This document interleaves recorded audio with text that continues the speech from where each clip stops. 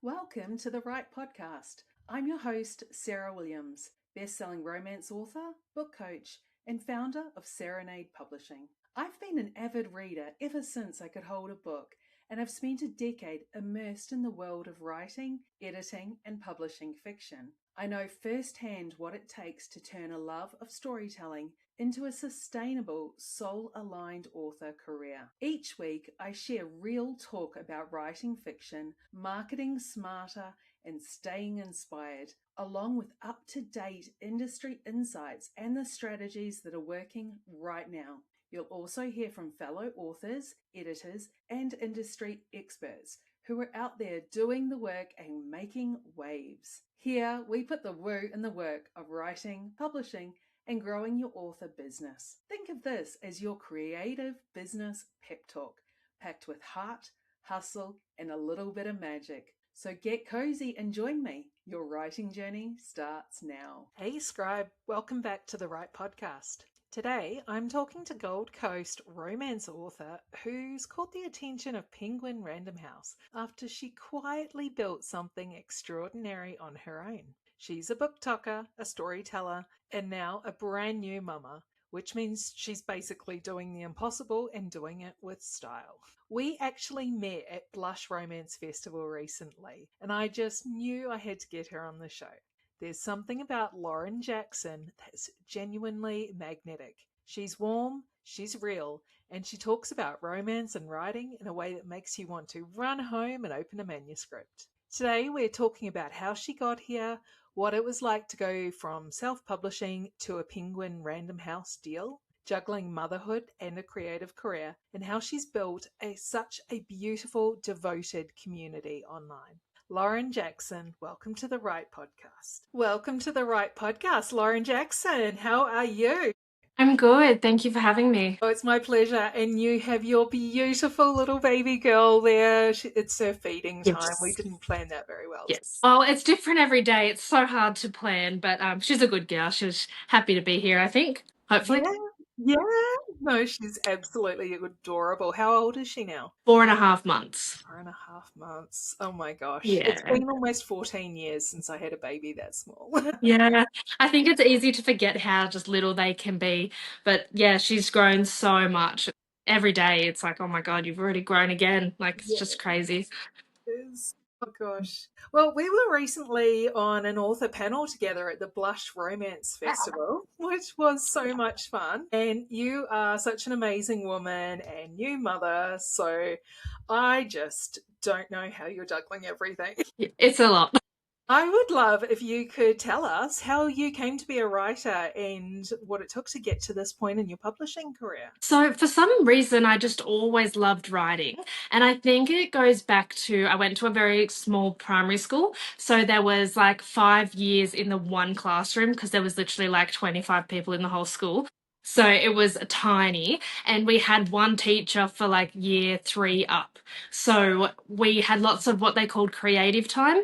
And that's when we would just write short stories and play around. And a lot of the kids either could play or talk, but I would just sit there and write. And I just did that for years, like all these crazy stories. And then my sister was at university at the time when I was about maybe 14, and she heard about a website where you could write online and people could comment on it and things like that. And I checked it out, and there were other people my age just giving it a go. So I was like, okay, I'll give it a try and just see what happens. Like, did not plan a book at all. Like, I just started writing out of nowhere. And then I just posted a chapter. And then all of a sudden, people were like, okay, where's the next one? And I was like, okay. So I just kept going. And somehow they just got millions and millions of views. Like, they're terrible stories. But I guess I was only 14 at the time, and I've obviously never written a book properly before. So I was just winging it. And then because so many people kept asking me for more and more, I was like, maybe I've like could do this like for real outside of my day job. So then that was when I decided to try and write a book offline for the first time just to see how it went. And I didn't know how it would go without people like demanding more. Like, I was like, am I going to be motivated to write a whole book? And then my work shut down because I was in dental and COVID shut us down for a while. And then I just finished the book because I was just at home all of a sudden and had heaps of spare time and couldn't do anything. So, yeah, I just finished the book and started researching how to self publish because I really wanted to submit to publishers, but a lot of them were either closed or had about 6 months wait time to get back to you. And I was like, that's a really long time to wait for someone to say, oh, it's not for us or something like that, which, it could have been accepted, but there's a good chance that it would be passed. So then I was like, maybe I need an agent. And then they were all the same as well. They all had really long wait times. And I was like, a lot of the books I'm reading right now are self-published. So maybe I should just try and do it myself. Like I've already got a following of people from this online platform. Maybe I'll just do it myself. So then that's how I did it. I published on Amazon and started making TikToks, and it was a bit of a journey because I thought writing the book was like kind of the hard part and then that would be it. And then there was like, oh no, I need a website. Oh, I need a cover for the book. I need it formatted. I need it edited. And all of a sudden I was like, wow, I don't know what I'm doing. So it was a big learning curve, but it was really rewarding. Like once the book was out, I was like, wow, that took a lot of effort and time, but now my book's out in the world. And then I was just marketing it as best as I could. And then somehow Penguin noticed it and they emailed me, and I thought it was a scam because I was like, no one gets emailed from a publisher. And then I Googled the lady who'd reached out to me and it said head director of Penguin Publishing. And I was like, oh my God. So I jumped on the call and they were just saying that they read it and they really liked it and could see that it was doing well and they just wanted to buy the rights. So that's how I sort of got in with them. That's incredible. So that was your Yeah. first book that you published that Penguin Yeah. picked up. Yeah, so it had been out for about 9 months or so, and I was just about to release my second book, which was unrelated to that book, completely different genre as well. Like still romance, but it was a supernatural book instead of just like a regular romance. And they wanted that one as well. So yeah. And they both released on the same day. So they took them both and then published them both on the same day. That's incredible. What's the Yeah. story about? The first one. So my first one is about a girl who grew up in a very small town, so quite inspired from where I grew up, but instead of being on the coast, it was more rural. And because I used to horse ride and all of that stuff, so I sort of incorporated all of that lifestyle. And then something happens in the small town, like a bit of a scandal, and she leaves, and but you don't know why she's left. And the book starts with her returning after years of, kind of leaving her family and her friends. And then you sort of start to learn what's happened, and she runs back into people like past relationships and friends, and there's a little bit of suspense in it as well because there's a reason why she's had to return. So there's sort of two storylines. There's her going back and accepting all the stuff that she ran away from, and then there's also something that's kind of followed her back to the town. So it's a contemporary drama, but it's also a bit suspenseful as well. Oh, it sounds awesome. Is there going to be a sequel to that one? Some people have asked, but I don't think so, or not at this stage, because they went through such a journey to get together that I've like a sequel. I wouldn't want to just sort of insert drama that doesn't really need to be there after they've already been through a lot.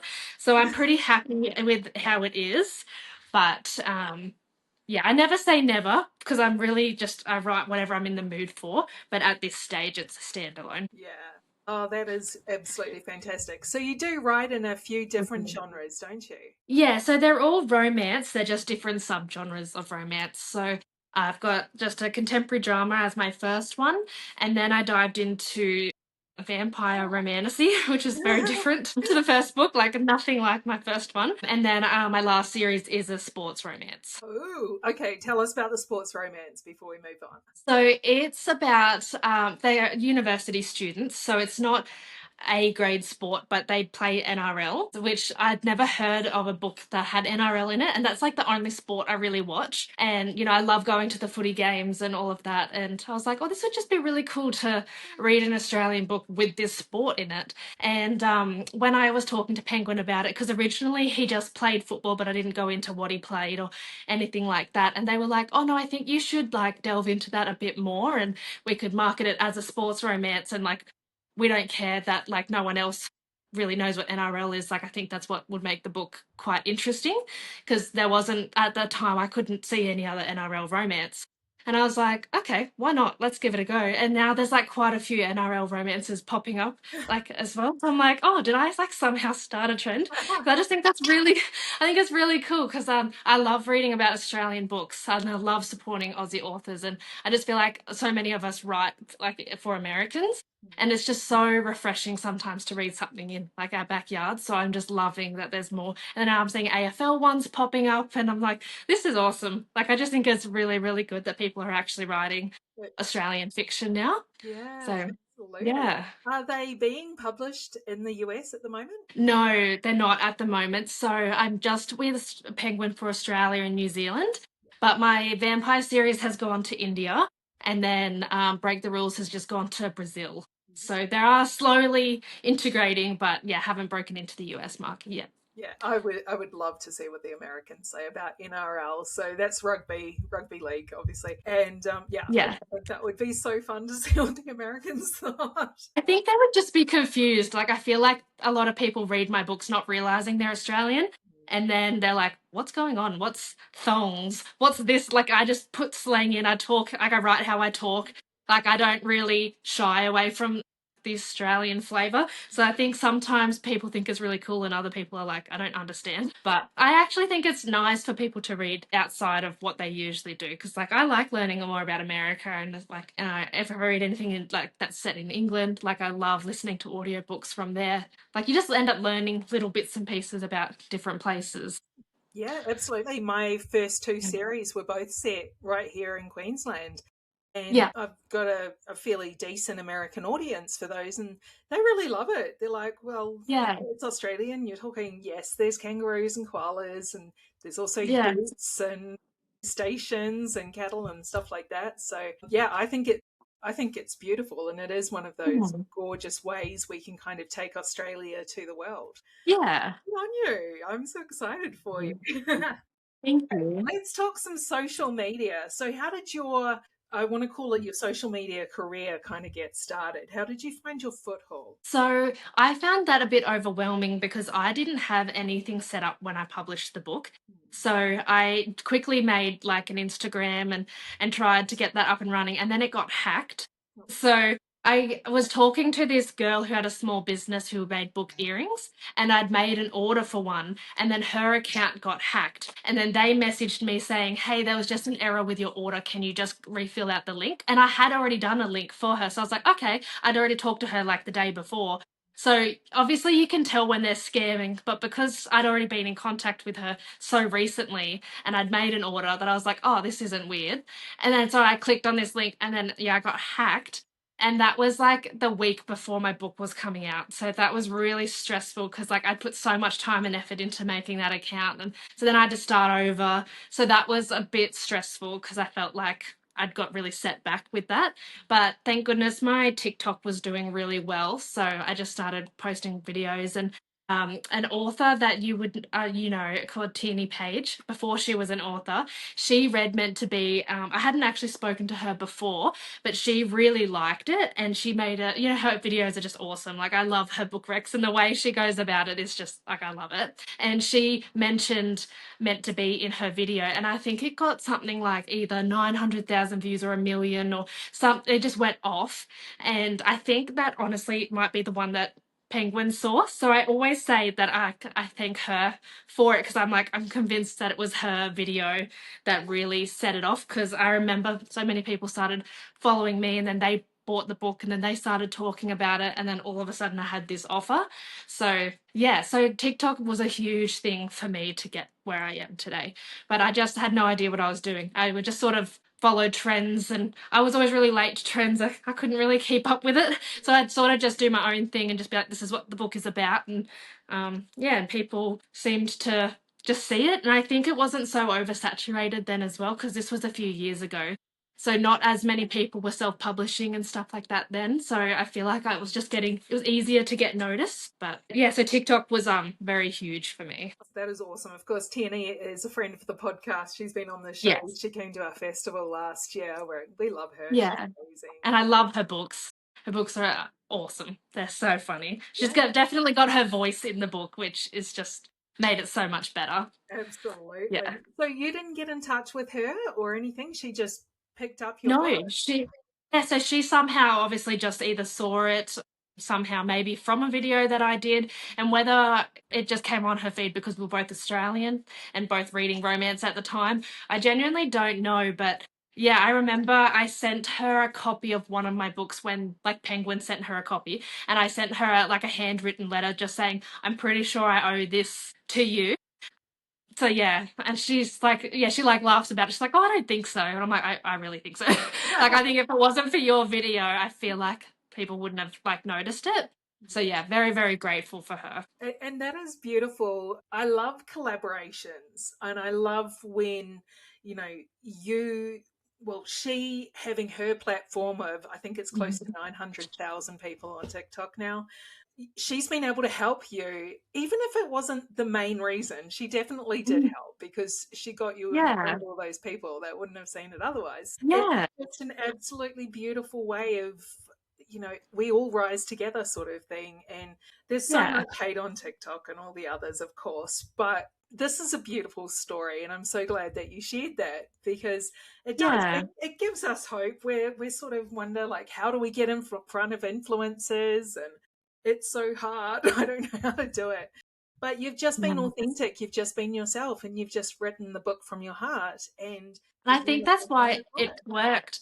Yeah, I think because I didn't send it to her, I didn't ask her to do it. It all just sort of happened naturally. It was an honest review from her. And I think that's why it worked so well in the way it did because, sometimes you get recommended a book and you're like, did they get sent that book? Are they just marketing it because they're getting paid?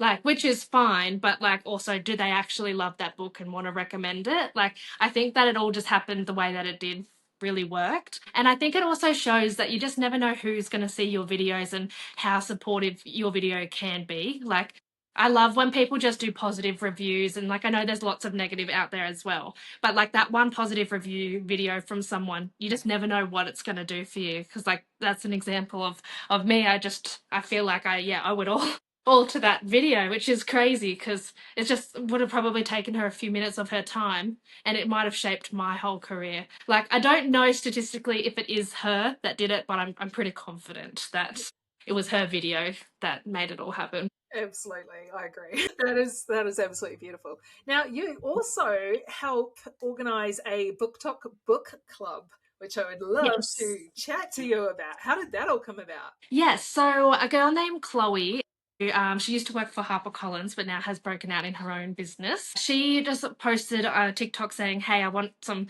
bookish friends," because she had gone through like a lot in her life. Her sister had passed away, and she just felt like she really wanted to connect with some like-minded people. And somehow it just happened to land on like any heaps of girls that lived in the Gold Coast, and I lived down in Ballina at the time, so northern New South Wales, and so many of us saw that video, and then she made a group chat, and then from there we ended up making a book club. And even though it's called Book Talk Book Club because we met on TikTok, we actually mainly just use Instagram.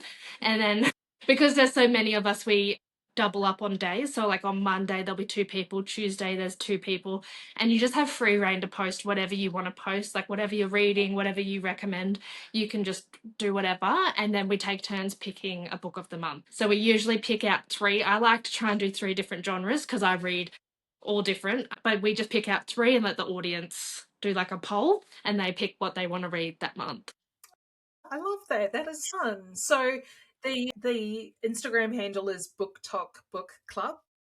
So even though it's on Instagram, yeah, that's what it's called. No, that's awesome. So anyone, it's all online. Do you meet in? Yes. We used to, but now everyone lives really far away. So we've got people, because we were all pretty much northern New South Wales, Gold Coast, but we've got now like Brisbane, Adelaide, Canberra, Sydney, Melbourne, like everyone's sort of spread out. So we just do FaceTime catch ups once a month now instead of person, because it's obviously just a bit tricky now. Because it's been around for years, people have got kids now and it's all just, everything's changed. So yeah, it's all basically online now. Oh, I love that. And that's such a great way, especially bringing women together, giving us, we don't have to Yeah. go out and drink. We can just sit around and talk about our book boyfriends. Yeah, yeah, and like we'll go on FaceTime, and Liv, the one in Melbourne, she'll be like crocheting with her tea, and it's like it's just such a cozy environment. We're just all like sitting around talking books, and yeah, it's really nice. I love that. I love that so much. So, what is coming up for you next, Lauren? So I've had a release this month, which was the second book in the NRL romance series. And then I've got another book coming out in July. So that will be the final book in the Vampire Romantasy series. And then I'm working on two books at the moment, whenever I can. It was easy when she slept a lot, but she doesn't sleep a lot anymore. So I'm just trying to write when I can. But I'm working on the third book in the NRL romance series, and then a new project, which is darker kind of romance. Ooh, that is definitely going to keep you busy between that and your little girl. Yes. And I return back to my day job next week, just part time. So I think that'll be interesting as well, but we'll see how we go. I'm hoping I can still find time to write. Fingers Yeah, crossed. absolutely. Well, before we let you go, I would love to know if you have any tips for writers who have maybe just want to get into social media, perhaps, or have just written a book or want to wave their book underneath any other publisher's noses. If you have any tips or suggestions. I think when I first published, I was almost quite shy, and I still am a bit camera shy. Like, I don't often put myself in front of the camera. And I don't know why I get like that, because it's so genuine when you do that, like when people can actually see you and connect. And I feel like that's my big advice going back. I used to just do very impersonal videos, just holding my book, but no one ever knew anything about me. Whereas now, when I post a video, like the other day, I just posted one out for my walk with her, and I connected with so many other mums who also read, who are trying to write. And like, I just feel like just being yourself and putting yourself out there is actually what people want to see. And people can't find your content and find out about you if you're not posting. So I think it's really important to just post and be consistent and interact with people. That's the biggest advice that I can give, because there's, yeah, a lot of people out there that want to support you, but they need to be able to find you to do that. Yeah. No, that Yeah. is fantastic. Thank you so much for that advice. And I'm really excited that you're coming to the Sunshine Coast Fiction Festival this year. Me too. Me too. I can't wait. It's going to be so great. So, anyone watching, Lauren will have all of her books there, so you'll be able to buy them, get her to sign them on the Sunday. So, that is fantastic. Thank you so much for your time today, Lauren. It has been such a pleasure to talk to you and spend some time with your so well behaved little girl. Jazz been good. Thank you for having us. No worries. Thanks so much. Isn't she just wonderful? What I love most about Lauren's story is that it started with a collaboration and a leap of faith. When Tierney Page featured her book on TikTok, that was the moment, the one that changed everything. The shy, quietly determined author went viral overnight, and suddenly the world was catching up to what her readers already knew. And Penguin Random House wasn't far behind. That's the thing with this industry. One moment, one connection, one person saying, you need to read this, can completely rewrite your story. I hope you loved today's episode as much as I did. And until next week, bye for now. Thanks so much for listening to the Write Podcast. If you enjoyed today's episode, it would mean the world if you'd leave a review and share the show with your writer friends. It helps more creatives find their way to us. And don't forget to follow Serenade Publishing on Instagram and TikTok for more writing tips, publishing advice, and exciting events to keep you inspired. Keep writing, keep dreaming, and know that I'm here to support you every word of the way.